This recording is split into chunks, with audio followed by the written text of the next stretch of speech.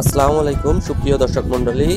পরীক্ষামূলকভাবে নিজের পাখির খামারের পাখির ডিম ফোটানোর জন্য ইনকিউবেটর তৈরি করলাম। আমি নিজেই ইনকিউবেটরটি তৈরি করতেছি। কোনো আলাদা ককসেট, যে কার্টন মাছের চিংড়ি মাছের জন্য যে ককসেট পাওয়া যায় সেটাও ব্যবহার করিনি। ছোট পরিসরে ব্যাটারি রাখার মতো যে ককসেটগুলো থাকে, ভ্যানের ব্যাটারি রাখতে, সেই ককসেটের ভিতরেই নিজেই তৈরি করতেছি একটা ইনকিউবেটর পরীক্ষামূলকভাবে, সম্পূর্ণ পরীক্ষামূলক। এখানে মাত্র 25 ওয়াটের বাল্ব ব্যবহার করতেছি এবং একটা ফ্যান এবং একটা সার্কিট আছে যেটা তাপমাত্রা নিয়ন্ত্রণ করে।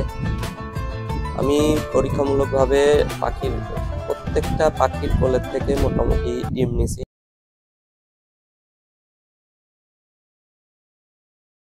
আলহামদুলিল্লাহ, ডিমের থেকে আজকে দেখতে পাচ্ছি যে ডিমের থেকে একটা বাচ্চা বের হয়েছে।